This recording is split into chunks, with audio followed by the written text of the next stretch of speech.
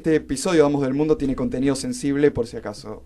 Vamos a hablar un poquito de la República de Weimar. ¿Qué fue la República de Weimar, Juanma? Y la República de Weimar fue el periodo, como se le llamó a Alemania, entre 1918 y 1933. Así es. Es una cosa como muy curiosa y que la mayoría de gente no la conoce, de que en un periodo, Alemania tuvo otro nombre. Primera Guerra Mundial. 1914 a 1918. Alemania, bueno, obviamente perdió la guerra y se intentó crear un nuevo gobierno imperial, el cual, bueno, falló. Por mayoría parlamentaria agarró y se decidió que no siguiera esta forma de gobierno que ya se veía como anticuada, especialmente por todas las ideas liberales que buscaban derrocar todas las monarquías. Por todo el país, aparte, se estaba desarrollando un gran conflicto interno a nivel social con clara inspiración en los vecinos bolcheviques. Tengamos en conciencia de que ya se había dado la Revolución Rusa, bueno, entre comillas rusa, por lo que se estaba dando una expansión de las ideas del comunismo por toda la región europea. Mientras tanto, en el reino de Baviera, o sea, Baviera en ese momento en un reino, el rey Ludwig III es derrocado por los bolcheviques, o sea, ya se estaban moviendo muy fuerte en Alemania, manejados por Kurt Eisner, y se declara la República Popular de Baviera. Algo que es muy importante mencionar para poder entender cómo surge esto, es que Lenin agarraba y decía que él abandonaría Rusia y toda la revolución que se estaba dando por poder controlar Alemania, porque decía que los alemanes eran muy fáciles de controlar bajo un gobierno fuerte. Por él lo que decía es que la verdadera revolución solamente se podía dar en Alemania.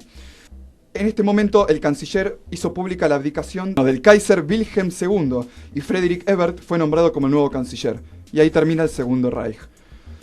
Nacía la República de Weimar, que era conocido se lo llamó así en este momento a Alemania, por el nombre de la ciudad donde se redactaría la nueva constitución. Que entre todo no tenía cosas buenas, como poner un límite a la cantidad de horas de trabajo, indemnización por despidos, o sea, tenía sus cositas lindas. Ahora, servía mucho esta constitución en este momento. El Parlamento aparte le da el visto bueno al Partido Socialdemócrata, esperando contener la iracunda masa obrera inspirada por Rusia. En trato con los obreros se decide ir a elecciones y así frenar la posible revolución. O sea, dicen, bueno, a ver, vamos a hacer unas elecciones para agarrar y decir a ver si calmamos un poco las aguas, ¿viste? Y acá es cuando sale la Liga Espartaquista, un grupo guerrillero marxista manejado por Rosa Luxemburg, Karl Liebknecht, Kurt Eisner, Paul Levi, Gustav Landauer, Eugene Levin y Karl Radek, entre otros, o sea, todos chinos, y se sublevan en Berlín causando la muerte de cientos de civiles inocentes.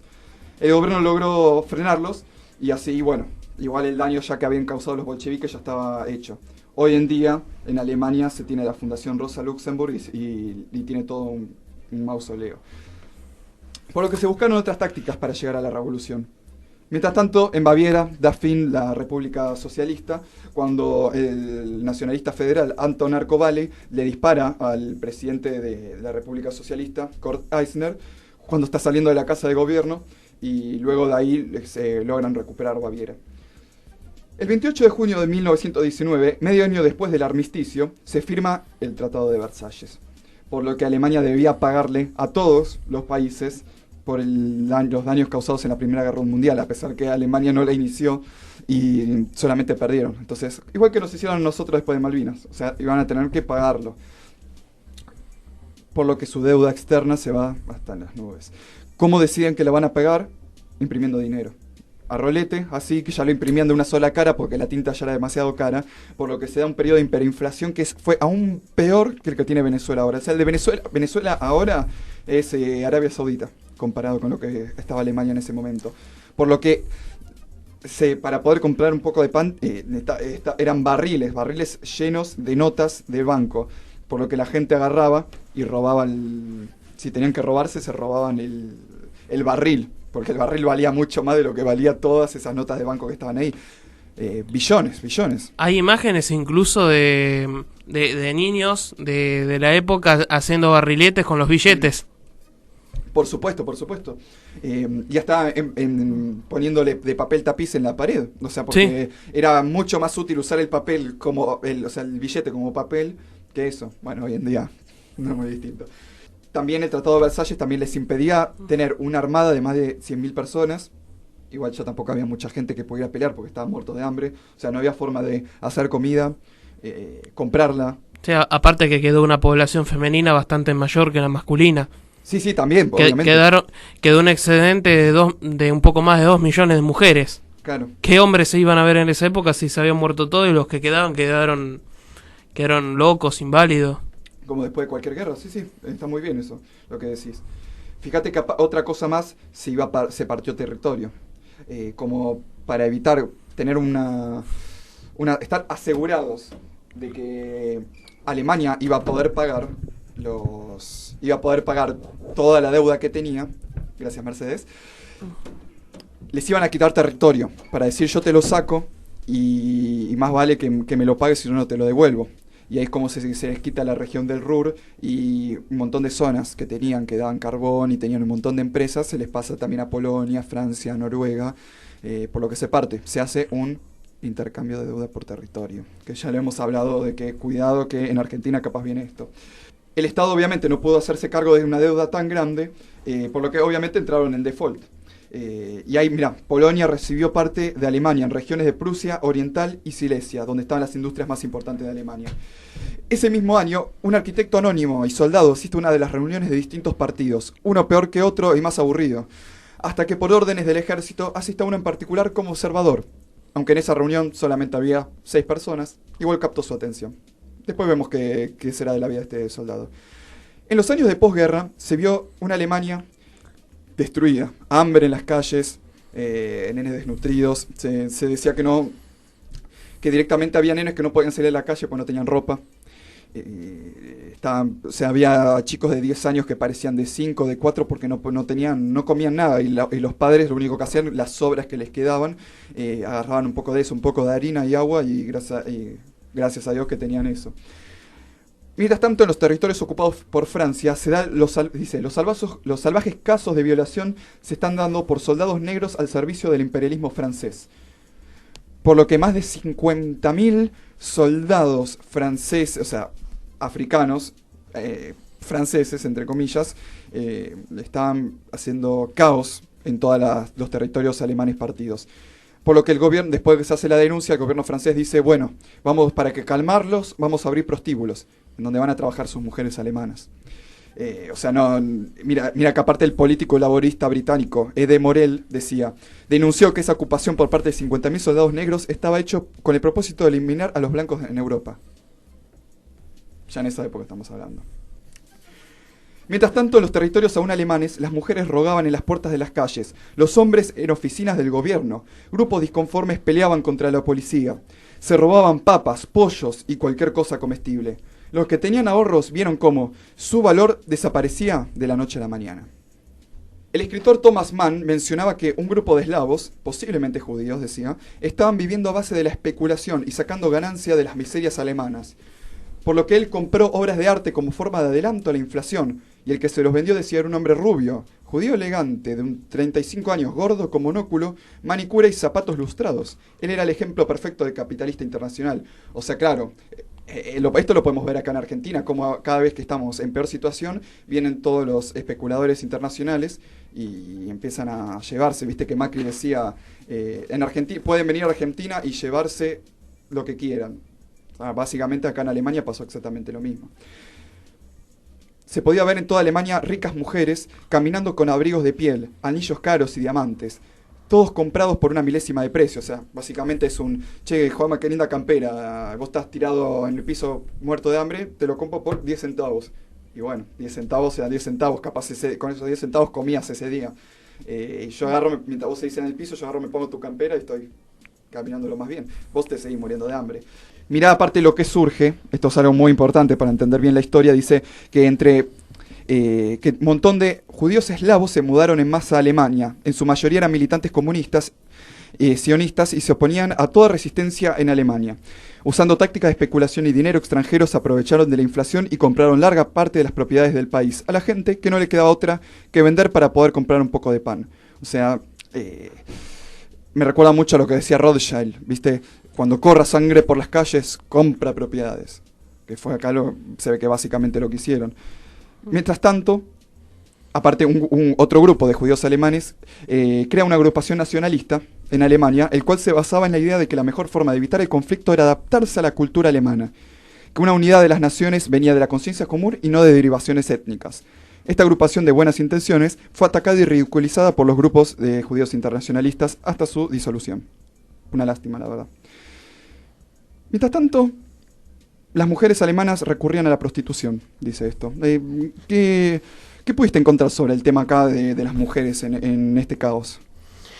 Y habían algunas mujeres que, bueno, ante lo que vos decís, que no podían encontrar ni para comer, sí, recurrían a esto, hasta incluso ofreciéndose a precios que podían valer como una cena, un ramo de flores. Sí, sí. Hasta incluso habían madres que ofrecían a sus hijas también. Tremendo. O sea, laburaban con las hijas de eso. Uh-huh. Quiero encontrar acá que había el caso de... Ahí está. El escritor ruso Ilya Ehrenburg menciona haber ido a Berlín y hablado con un señor que le llevó a su hija a su hotel para prostituirla. Terrible, terrible. Sí, supuestamente esto era algo que se veía muy seguido. O sea, decía, los niños salvajes y niños huérfanos de 14 a 18 podían ser obligados a boxear o a pelear con cuchillos, ser violados en grupo y otras atrocidades para el que se los pagara. O sea, terrible, terrible. Además de que habían también prostitutas infantiles. Increíble. Tailandia de la década del 20. Claro, básicamente, o sea... y aparte, supuestamente, a veces también te traían distintos tipos de drogas. Supuestamente ya muchos empresarios chinos se habían asentado para traficar opio. Claro, por supuesto. O sea, empresarios, no entre comillas, pero... Sí, bueno, pero se entiende. Sí, tremendo. ¿Y qué más hay sobre este caso de las mujeres? Por ejemplo... El escritor Luigi Barzini decía haber visto proxenetas ofreciendo cualquier cosa a cualquiera, nenes, nenas, hombres robustos, mujeres libidinosas, hasta animales. Mierda. Sí, yo vi algunas fotos, o sea, había furries. O sea, el que está escuchando, que escuche bien, había furries en la Alemania después de la Primera Guerra Mundial. Tipos que iban a fiestas disfrazados de animales. Había. Un asquito. Aparte, mira, en el libro de Cultura de Weimar, dice, el de afuera por dentro... de Peter Gay se llama. Menciona que ni en la antigua Roma se había visto orgías travestis como las de Berlín, donde cientos de hombres vestidos de mujer y mujeres vestidas de hombre bailaban ante los benévolos ojos de la policía. Ante el inminente colapso de los valores, un tipo de locura se apoderó de la clase media. Los jóvenes se enorgullecían de ser pervertidos. Ser sospechado de ser virgen a los 16 era una desgracia en cualquier escuela de Berlín. Pucha. Me ha parecido ahora. Un poquitito. Hasta ahí. Y aparte que dice que las prostitutas proclamaban que sus vidas eran más libres, que se sentían más liberadas que sus hermanas de la prole. Wow. Mirá que parte que supuestamente acá nace la nueva mujer y la publicidad empieza a buscarla vendiendo productos adaptados a su nuevo estilo de vida. Una revista de la época la describe como que va al cine por la tarde, viste polleras arriba de las rodillas y compra revistas de chimentos. Esta nueva mujer es ejemplificada como objeto sexual para la satisfacción de los hombres, depredadora sexual y educada. Logra independencia económica por medio del empleo y gasta su dinero en moda y diversión. Tiene el pelo ondulado, viste ropas masculinas, fuma y disfruta la vida nocturna de Berlín. No tiene hijos, vive para el hoy. La mujer de ayer vivía para su marido y sus hijos, ahora cree en la igualdad de derechos y es independiente económicamente. Fue un choque demasiado fuerte para una sociedad como la alemana, con tantos valores conservadores, para verse con esta nueva visión. Claro, o sea, y aparte por eso fue una época tan caótica.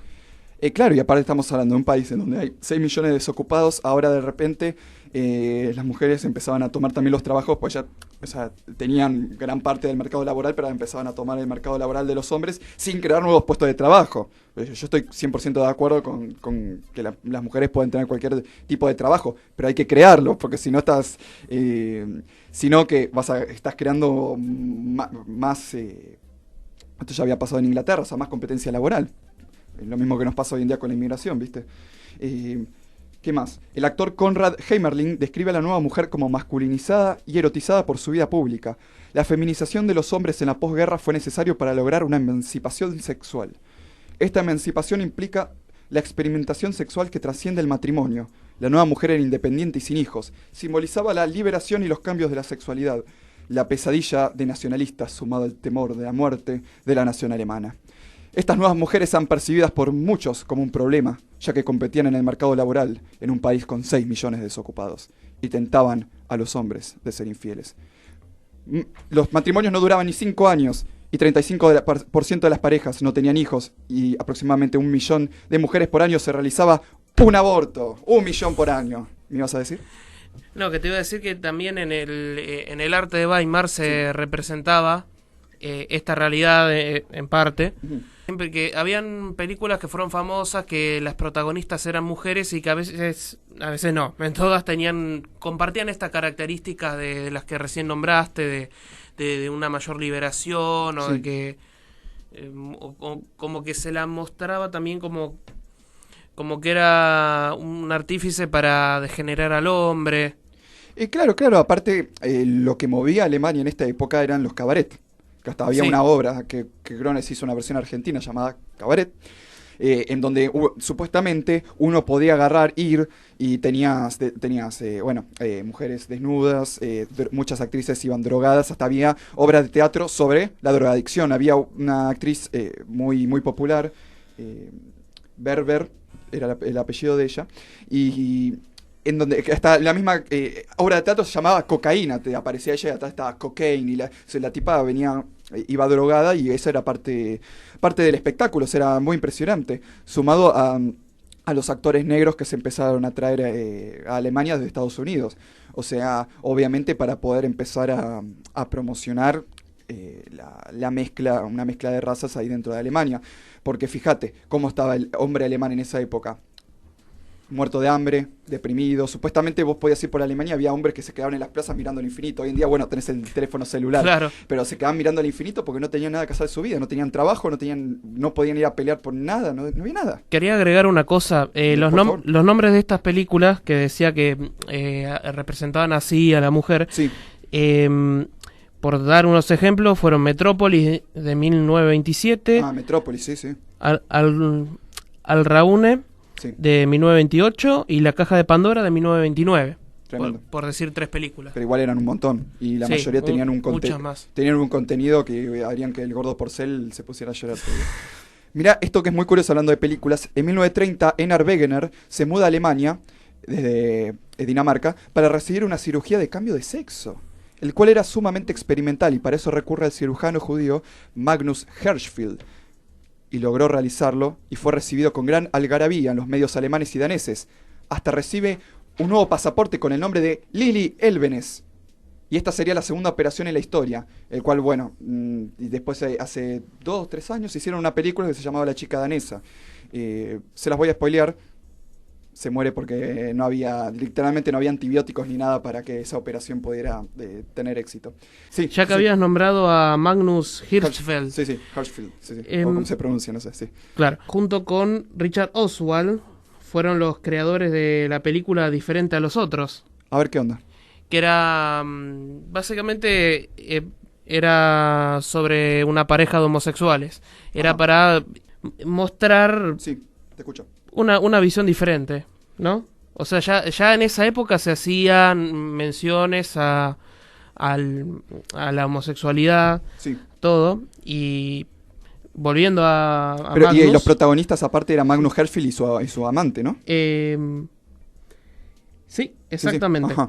Y Magnus Hirschfeld era médico y sexólogo que había desarrollado la teoría del tercer sexo y que actuaba como paladín en los derechos gay en el Instituto para el Estudio de la Sexualidad. ¿Me estás hablando de hoy en día eso? No, de la República de Weimar. La mierda, es confuso. Muy tremendo. Aparte, en esa película estaba Conrad Veidt, que estaba para mencionar la película El gabinete del doctor Caligari, gran película, pero uno muestra lo retorcido que estaba la mente de los alemanes en esa época, porque la verdad el gabinete del doctor Caligari es una película muy retorcida. Ich bin keine Nummer